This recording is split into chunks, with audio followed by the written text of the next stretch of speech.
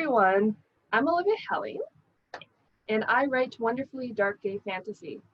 My current work includes the dark fantasy series Godspeed Prince and the historical fantasy erotica series Damon Snow. Oh, Godspeed Prince, Damon Snow.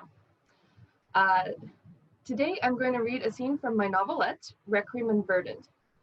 Many moons ago, to raise money to help LGBT Chechens escape persecution, I auctioned off a custom short story. The winner gave me a super cute prompt, and then because I'm me, and I was in the middle of researching tyranny for another project, I set this otherwise cute fantasy story against the backdrop of a fascist rise to power on the eve of a global war. I feel like I should offer trigger warnings, but I don't know. It's still pretty cute. So far in the story, Ben has been drafted by the military to fight in an unjust invasion, and his genius boyfriend Maurice is none too pleased that instead of dodging like Maurice wanted, Ben actually goes to training because he can't risk being arrested and made an example of. Not that Ben dares to explain that when he's convinced that Maurice would drop him in a hot second if Ben ever dared to argue. When Ben comes back on break, they get into a fight anyway, and Maurice ends it by diving back into his research, casting a spell with his violin. Except the spell goes wrong, and Maurice ends up stuck upside down on the ceiling. Ben furrowed his brow. Maurice's chest jerked, his breathing louder than his muttering. His cheeks reddened. Was he embarrassed? No, Maurice never got embarrassed, and Ben had hypothesized he was one of those lucky people who couldn't blush. The splotches spread across his forehead and down his neck. Maurice, Ben interrupted. What? Maurice kept his eyes closed. Ben bit his lip. He should just apologize for interrupting him and sit quietly in the corner. Maurice gasped and coughed. Ben jumped forward. Are you all right? Of course, I am. I just proved Ganesh is wrong. Maurice paused, taking big inhales. I just feel faint, Ben asked. Like you can't get enough air? I'm not panicking. Ben shook his head. If only, how had he not noticed it before? Maurice's hair hung toward the floor, his trousers slid up his calves, and his violin bow had fallen off the strings. Ben couldn't tell him this. Maurice would figure it out on his own, once he got his feet back on the ground, if not sooner. Then Ben wouldn't have to tell him. He wouldn't get his amendment and snap that last bond between them. If Maurice could cast an effective counterspell, not knowing the truth, Maurice opened his eyes. Ben had to tell him. Maurice's life was worth more than being able to stay with him. Ben rushed the words out as fast as he could.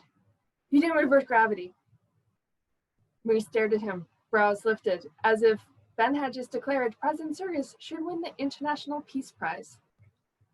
Ben took a deep breath. You didn't reverse gravity. I'm on the ceiling. All the blood in Maurice's body must have weighed heavily on his brain for him to think this slowly. Not a true reversal, Ben said. Gravity is still pulling you to the earth. You're just stuck upside down. Maurice shifted from shock to disbelief to a frown. Before Maurice reached a full scowl, Ben hurried to add, if we don't get you down now, you will die. Die, Maurice asked. Of what? Brilliance? More like asphyxiation. Ben had learned about it in basic training. Your organs are crushing your lungs. That's why it's so hard for you to breathe. Then I'll just breathe harder. Ben would not bite his lip. He would not. If not from asphyxiation, then from all the blood pooling in your head. You'll black out, and then you might asphyxiate anyway, or you'll have a stroke, or a dozen other things that could happen that they hadn't covered because those two usually killed the person. Then I'll cast a spell to stop it, Maurice said. Do you know a spell for this? Ben asked. I'll make one up, Maurice said. Or you could just figure out the counterspell. Maurice peered at him, then rolled his eyes. If that's all it takes, why are you making such a big deal? I'll figure out what went wrong, and then devise a seal to cancel out the original spell. Easy. Ben slowly exhaled. Right, the solution hadn't changed. They just need to get him down sooner rather than later. Why did Ben have to distract Maurice with his imminent death? What do you need? Your notes? A text? Less distractions would help, Maurice said. Ben snapped to attention. If Ben had just left, Maurice would probably have just gotten himself down already. He retreated to the work table to stay out of the way. So, what sigil could have stuck me to the ceiling? Maurice muttered. He waved his hands as if drawing the seal. Or was it even a known sigil? Maybe I invented a new one. Ben sank against the work table. Or, Maurice scrunched his nose and then peered at Ben. He shook his head. Ben clenched his hands to resist the urge to tap on the table, counting out the seconds. It makes no sense, Maurice muttered. None at all. Ah! He clutched his head and groaned. Ben jumped to his feet, but Maurice cut him off with a frustrated growl. Do you have to pose so soldierly? Maurice asked, hovering like a big black shadow. At attention! Did they teach you that in cadet training? Basic training. Ben didn't correct him, just glanced down at himself. Besides the uniform, he didn't see how he stood any differently than before. His shoulders less hunched, but not enough to attract attention. I can leave. No, he couldn't. He'd rather stab himself with his own wand than step one military-issued boot out that door.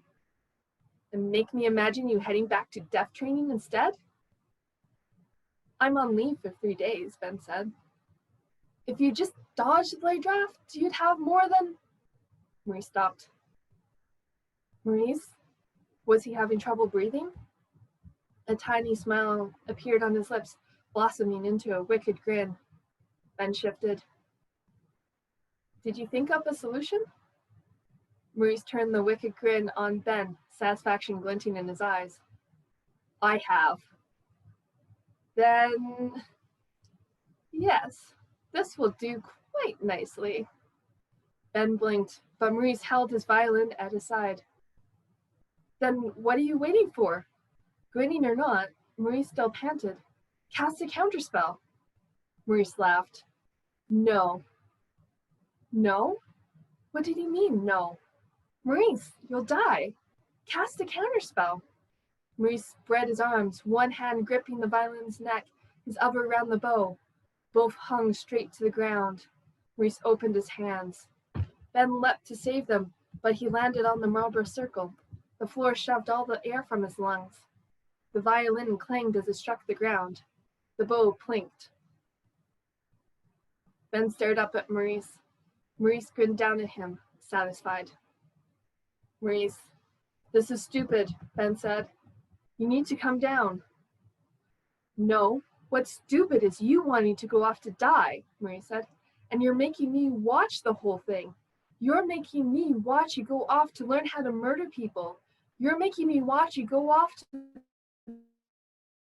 to get the stupid aphogram and making me read that you were killed in combat. Maurice wouldn't receive an aphogram.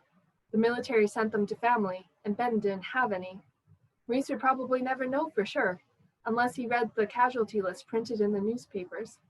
Ben doubted it. Maurice would avoid them in protest. So what? Ben asked.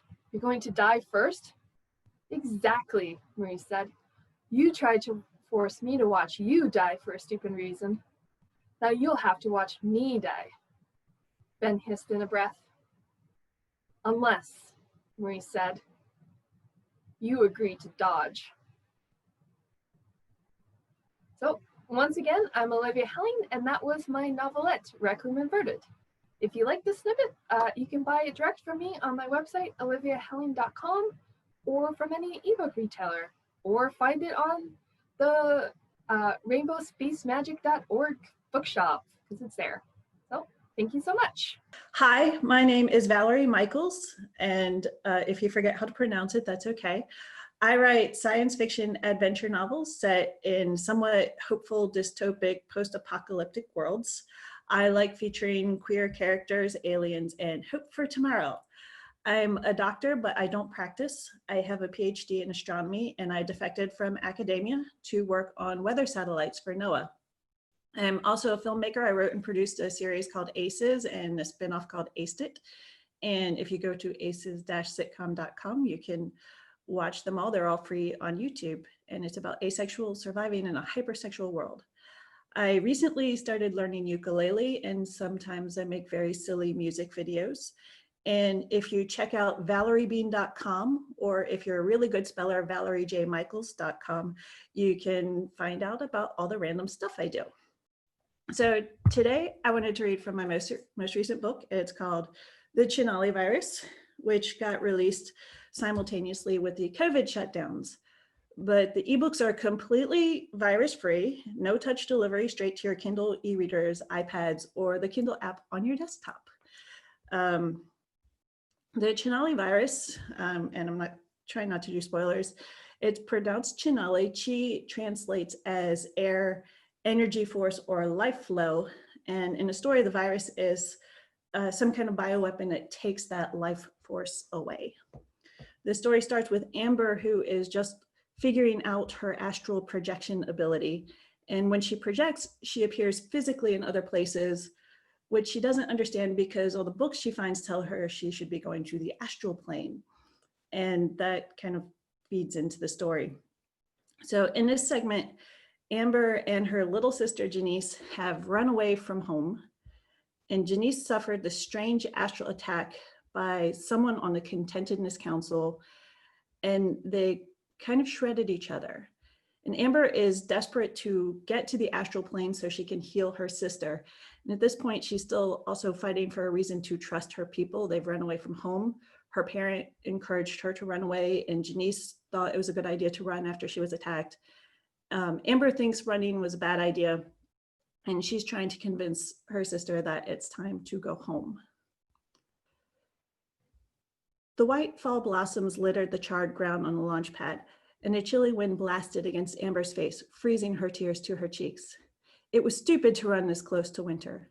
It was stupid to run at all. Even if Perry was afraid of them, McSlything wasn't, nor were Dr. Summers or Dr. Sun. There had to be someone she could go to.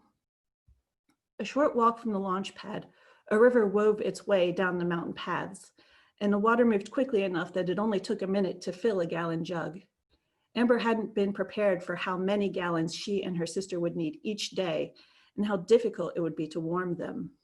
If she did leave to find out what was out there, she wanted to get Janice home first, and she wanted Janice to feel safe. "Hey, Sib, are you awake?" she called, emerging from the trees as she crested the plateau. The awning over the standing room section of the launch area had given them a roof, but no walls. Amber had dragged a few things to shield them from the wind, but even so, the nights were cold. The winter squash she'd collected tasted bland when raw, but Amber worried that a fire would draw attention to their presence.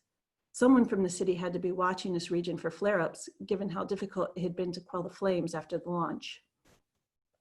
"Janice," Amber called, peeking into their shelter. Janice lay on her mat, her body limp and fevered, her skin ashy. White petals blanketed Janice's body, but their beauty could not mask her illness.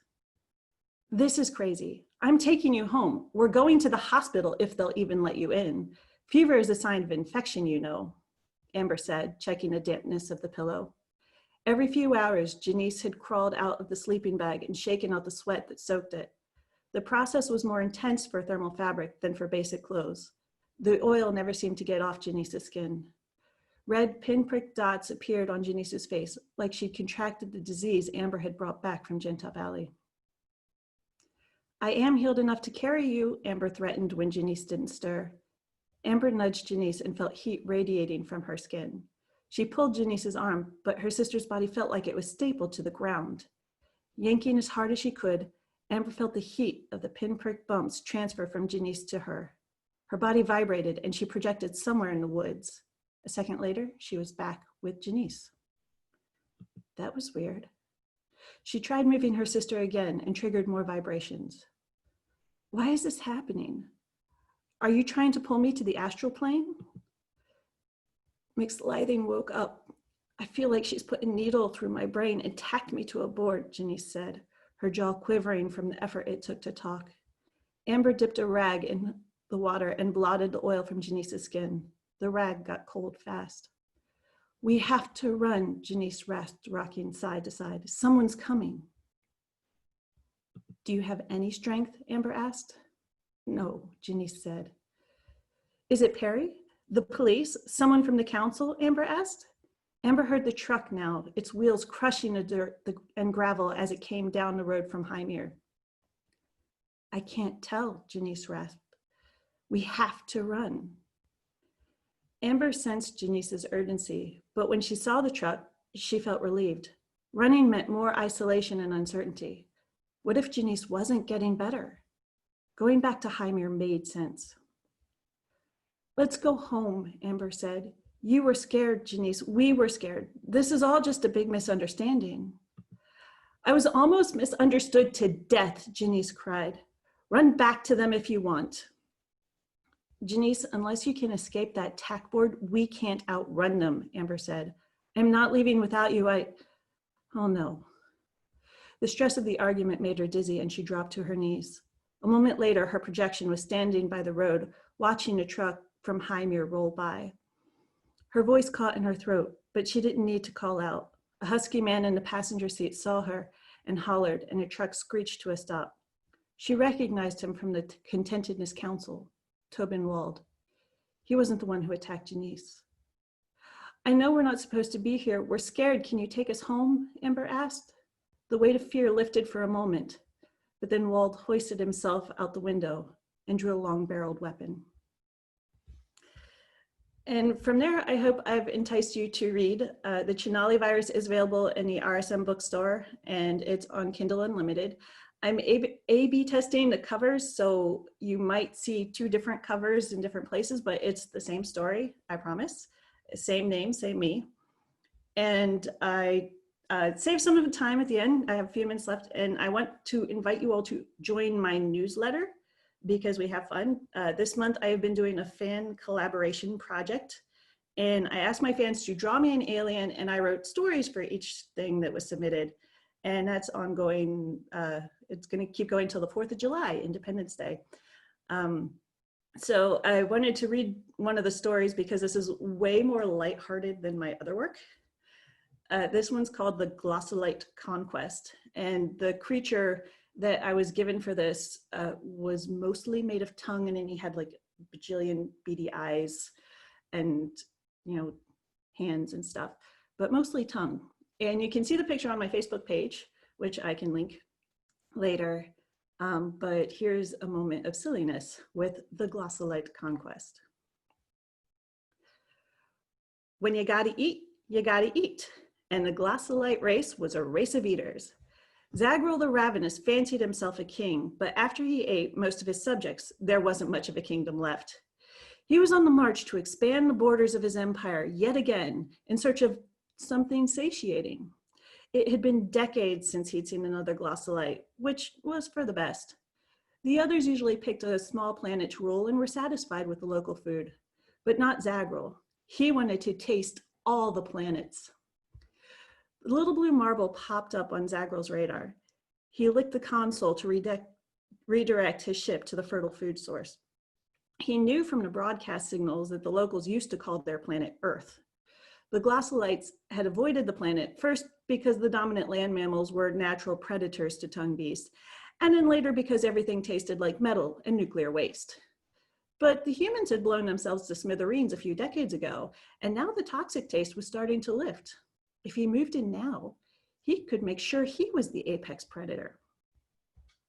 With a few more licks of the console, he moved his ship into a stable orbit and scanned the planet below. The cockroaches had survived the nuclear holocaust. Zagral wasn't surprised. The cockroach existed on 72 conquered planets and was delicious on all but 3. There were a few other small creatures on the ground. The planet was ripe for conquest. And so he landed. He opened the door. He tasted the air. As soon as he stepped into the sunlight, a giant winged creature swooped out of the air and grabbed him by the shoulders.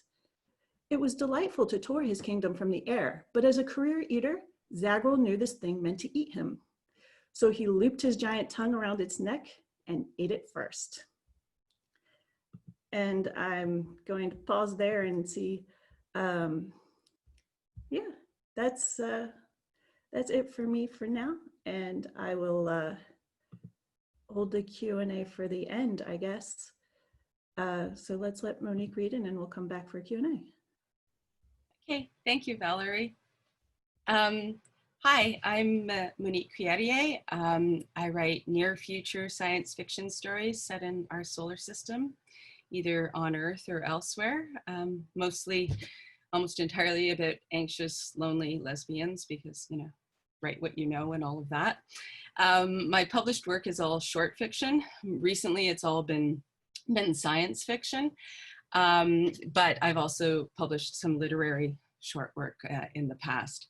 And I do have a novel that's out there in the world right now looking for a home. So hopefully it will find one soon and I'll be able to share that. So today I'm going to read a story, part of a story from this anthology called Bikes Not Rockets, Intersectional Feminist Bicycle Science Fiction Stories, which I always joke is a bit of a niche because I've had several stories published in, this anthology is part of a series called Bikes in Space from Microcosm Publishing, edited by Ellie Blue. And I had this anthology was from 2018. I also had a story in the one that came out this year called Dragon Bike, and one in an as yet untitled volume coming out next year. So this story that I'm reading from sort of, I guess, falls under the category of climate fiction, although I'm not really overly fond of that as a category. But yeah, it takes place on Earth, and I don't think it really needs any more introduction since I'm reading from the beginning. So the story is called Leaving. Are you ready to leave? Register now for preferred locations. The sign was on the side of the sagging building where the grocery store used to be. Above the words was a picture of a smiling family gathered at a round window, the clouds of Venus in the background. Public presentation Thursday, June 12th at 7:30 p.m. All your questions answered by off-planet immigration specialist. Simone sighed and continued to ride along what was left of the main road, maneuvering the aging bike around the ever-increasing potholes. The last thing she wanted was a sign berating her. She wasn't the only one, she thought, not for the first time. The town was smaller these days, different of course, but she felt the same attachment to it that she always had, potholes or no. Living on the water, the crash of the waves as she woke, the sound of the gulls, the tang of salt ever present in the air. There was nothing on Mars or Titan or anywhere else that would compare. She liked where she was, and really, not everyone would need to leave. The latest attempt at a complete evacuation of the Canadian East Coast had begun 6 months before. The federal government had depended on individuals making the decision to move either inland or off planet on their own, but that had been insufficient. Too many had held on and they were being pushed further and further back. The cost to maintain the increasingly threatened communities could no longer be borne easily. Inland migration was still possible, but it had become obvious to most people that off-planet migration was the only reasonable long-term choice. Glancing at her watch, she thought about the preparations required for the 2 o'clock tour group. Dan would be around somewhere. He spent most of his time at the shop, whether a group was booked or not, but it was her responsibility to prepare for the tours. Watch out! The warning came from nowhere. Simone jerked her head up while automatically braking. Her back wheel skidded and she hit the edge of a deep hole with the front one, throwing her off the bike. Are you okay? I'm so sorry I startled you. Simone did not recognize the woman speaking in the passing glance she gave her. Struggling up, Simone walked back to the bike, brushing dirt and gravel from her pants and stretching experimentally to see if anything was injured. I really am sorry, the woman repeated, walking after her, but the turtle. Simone turned. The woman was perhaps her age, late 20s, maybe older. maybe younger, hard to tell. Her black hair was worn up and her clothing said professional of some sort. Turtle? Are you okay? The woman asked again, concern radiating from her eyes. Simone stopped and took stock of the situation. The woman had been walking along the road, wearing improbable shoes and carrying a bulging messenger bag. In the middle of the road, slowly making its way between the potholes, was a large leatherback turtle. I think so, Simone said, chastened. The turtle. She blends in, doesn't she? I saw her just as you went past me. We don't get them very often anymore, I'm sure. The woman was, Simone thought, so pretty. The opposite of Mallory in almost every way, but striking nonetheless. I should introduce myself. I'm Simone. Lilith, the woman said, shaking the offered hand. You live here? All my life. I own the dive shop. I haven't gone diving in years, the woman said. Do you do tours? Simone smiled. Indeed we do, of the old town for the most part. That sounds amazing. Do you need recent experience to do that? I used to be certified, but it's been a while. We offer an option that works for just about anyone. More experienced divers go further out, explore on their own, but there is something for everyone, Simone said, as she slipped into her promotional role. Maybe I should do that while I'm here, Lilith said with a smile back at Simone. Her eyes shone and Simone felt a flutter of interest that she had not felt in a long time. How long are you here for? Are you on holiday? Tourists still came, of course, for the diving or just to see the shore or the ocean. A week, maybe a bit longer. I'm here on business. Maybe you saw the posters? I work for off-planet immigration. Oh, Simone managed, the flutter stopping abruptly. I know. If you're not who's already filled the paperwork, you probably don't want to talk to me. But this area, you have a low registration rate. I'm here to talk to people to find out why. Maybe come up with some ideas on how to change that. We like it here. I'm sure you do.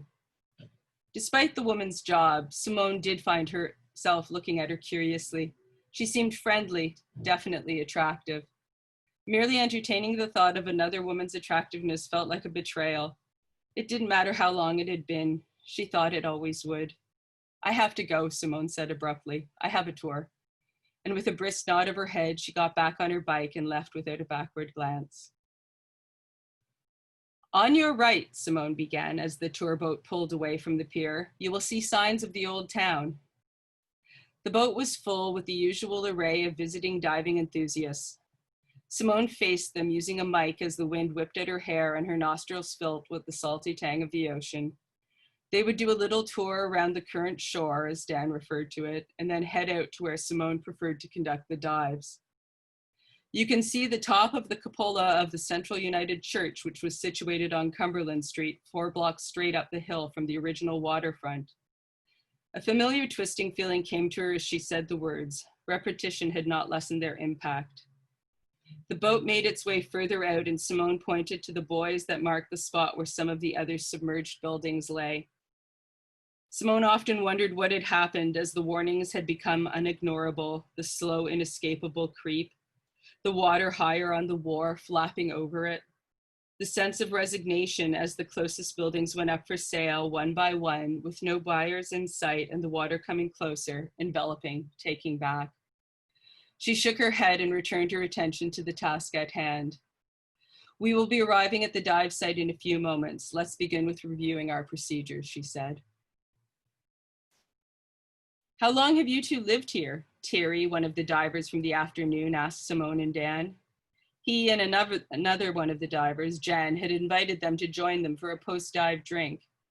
They were in the pub closest to the water, a small building. It had been decorated to recreate the old town. All my life, Dan answered, and Simone nodded in agreement. Wow, Terry said, you must have seen things change. The biggest changes happened a long time ago, Simone began. The water is still rising, but it is more of a slow, relentless thing now. The old life is long gone, but I don't know what that might have been like. My grandmother used to talk about it when the tourists still came for the old town. Of course, and she nodded to the two strangers, we still get tourists, for now. She had to keep reminding herself that the clock was winding down. It didn't feel like it. My great-grandpa was still alive when I was small, Dan added, and he talked about a lot of that. More people came then. A lot more local people were here too, of course. Thierry nodded. His companion, Jen, asked, "When are you leaving?"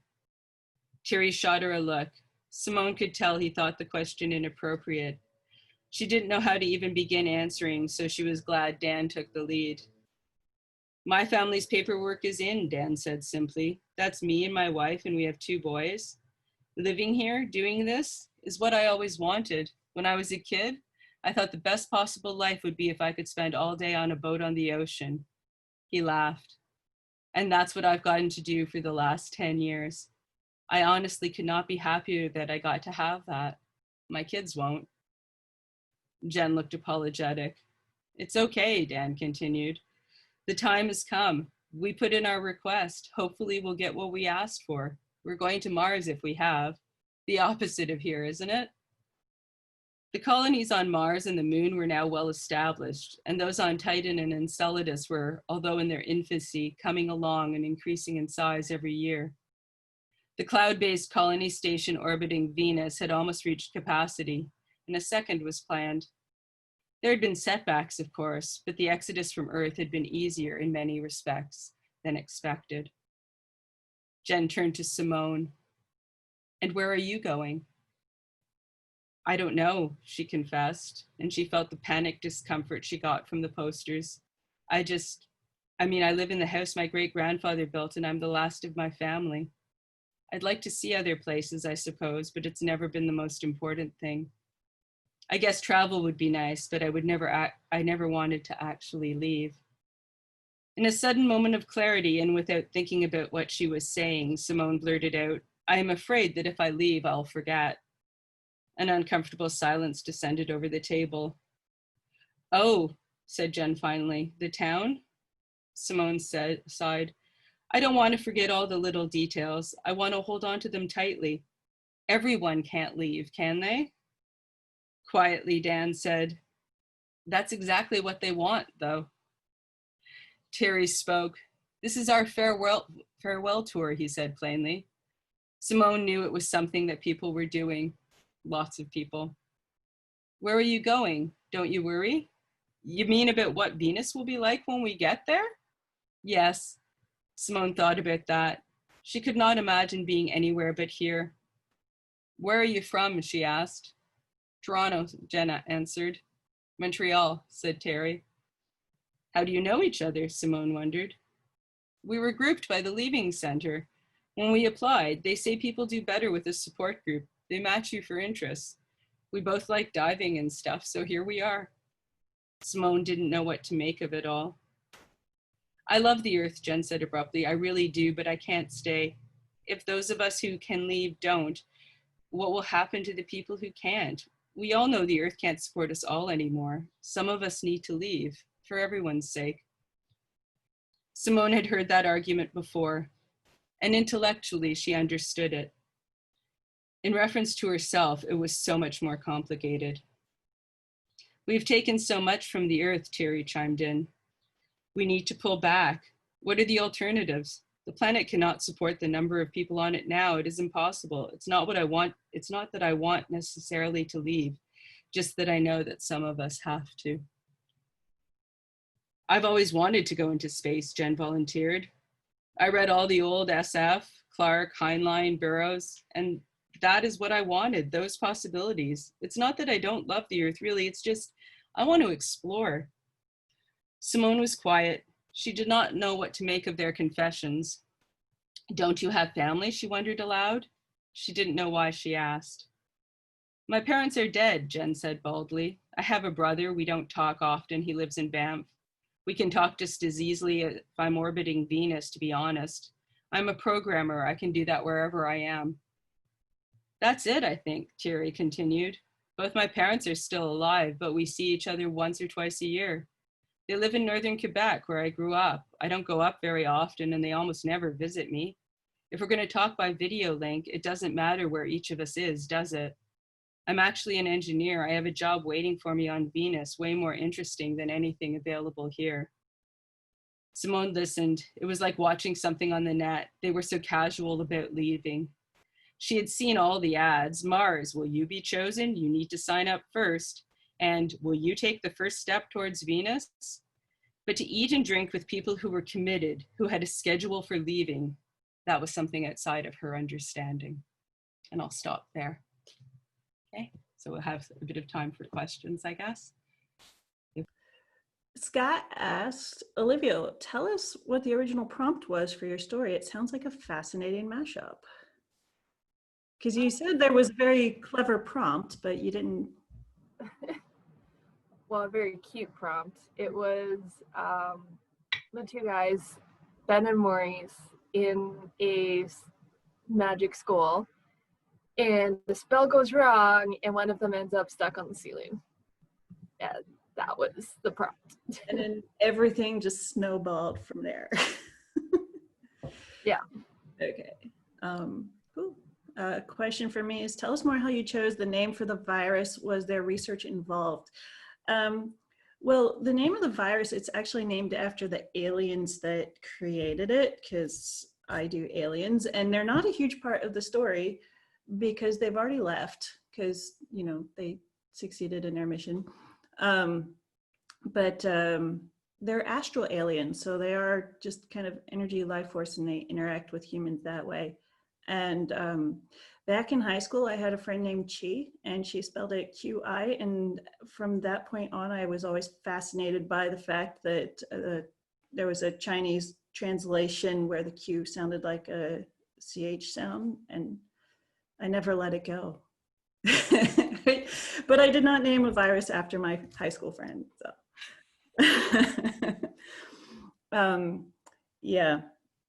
And it all came into my head before the pandemic in a very tragic way. And I definitely would have written it differently now because I've lived through a pandemic and I have a bit better understanding of what that's like. But this is far enough after that it doesn't really affect this story. But if I did a prequel, our current experience would inform that. Monique, your world building is beautiful. Do you do much research for your stories? And if so, what did you do for this one? Yeah, I do a lot of research to a fault. I used to work in libraries, and it comes very easily to me.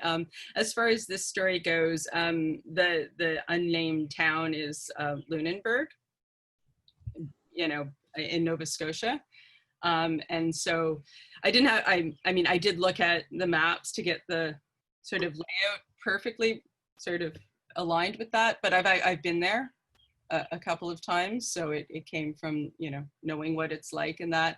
But I also did look up the Nova Scotia provincial projections for climate change and what was going to be the impacts on the shorelines and stuff. So as I say, I over-researched. So I was based on, you know, the actual, you know, projections of what would happen and stuff. It's fascinating because there is actually an awful lot of weather data out there and climate prediction stuff out there that can fuel stories if you just know where to look for it. Yeah. Yeah, there's some fascinating about, like, because you sort of think, I think a lot about the general ideas when they talk about, you know, like hotter or wetter or drier, you know, depending on where you are and all of that. But when you look at the specifics for actual locations, they have some really interesting potential changes over time. So, yeah. Yeah, I'm part of a writer research group on Reddit, and someone was asking about if it was cold in Detroit in December and if it ever snowed there, and he was writing a book in the 80s. And so I was just like, well, if you go to this website, you could actually tell if it snowed that day in history and how much it snowed. And if you said it in 83, you'll get a very cold winter there. And it's interesting that if you search for it, the weather information's out there. So if you're doing anything historical, definitely look it up. Well, not like 1800s historical, but, you know. Yeah. And then the question is, what are y'all working on now? Anybody want to go first? I have to stop the cat from digging a hole under my door. You want to go first, Olivia?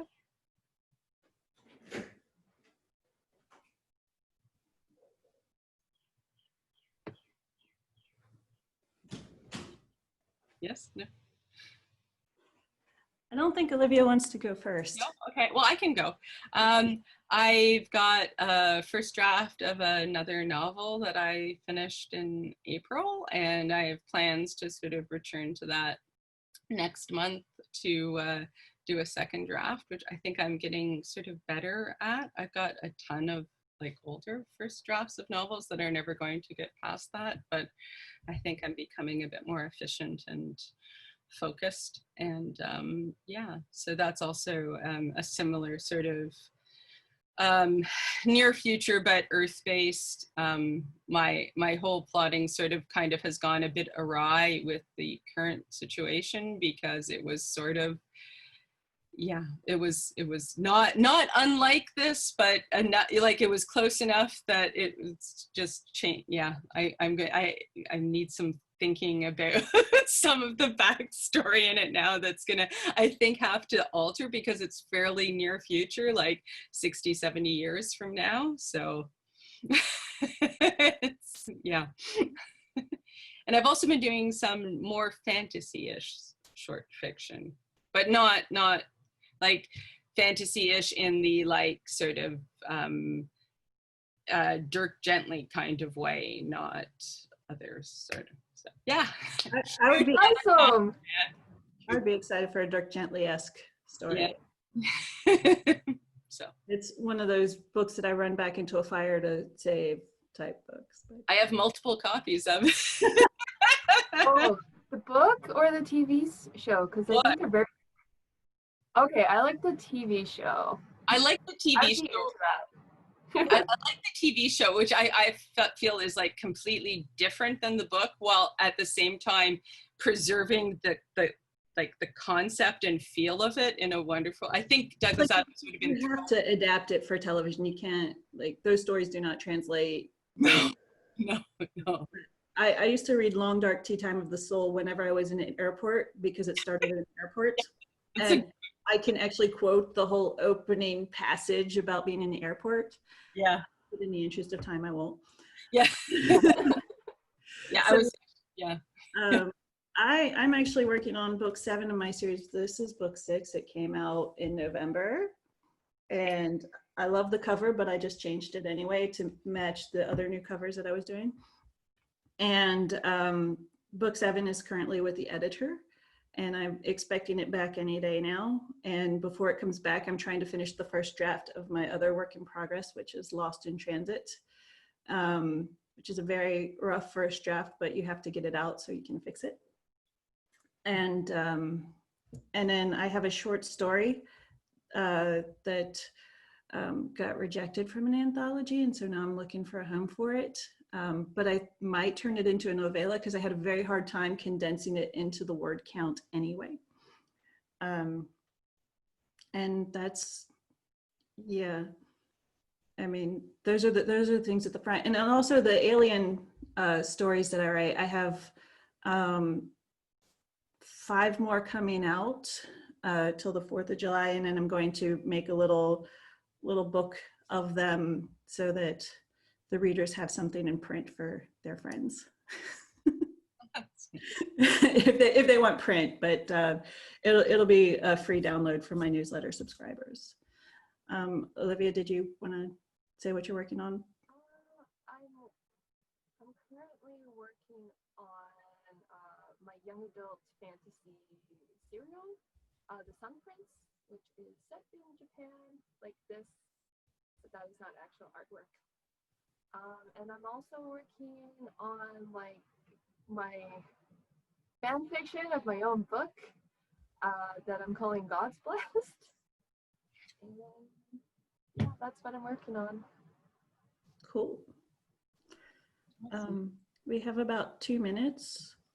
Is there anything anybody wants to say before we go? Do you have any more panels coming up? I know I'm on something about gender this evening, 6 o'clock, or lack of gender.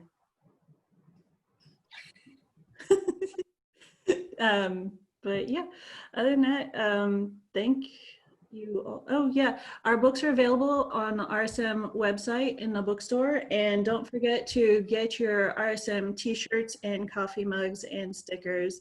Oh my. And tell your friends, because we still have a whole day's worth of panels and readings to go through. And that's it for now. Thank you all for coming. So glad that we have an audience of more than 2. Up to 9 now. The next panel starts in 10 minutes. So hold your horses. Bye, everybody. Yeah.